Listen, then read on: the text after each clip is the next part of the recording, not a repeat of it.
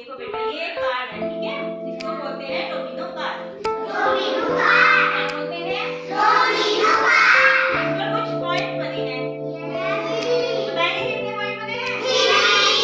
तो ये 3 पॉइंट जो बने हैं इसकी संख्या हमें इन कार्ड में ढूंढ के यहाँ लगानी है। कहाँ है 3?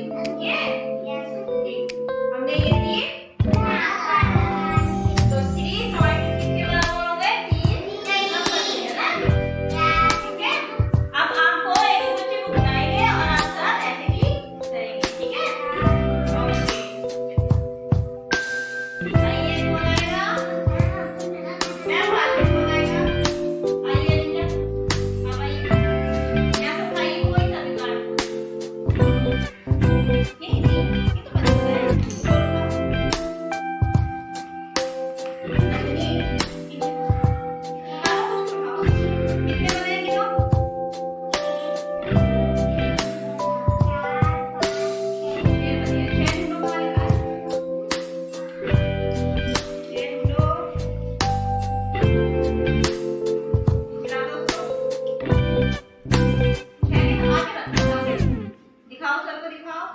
बच्चों को दिखाओ सबको। ये तो 9 हो गया। अच्छा हाँ 6 सही है, ठीक है, सही लगाएगा मैं।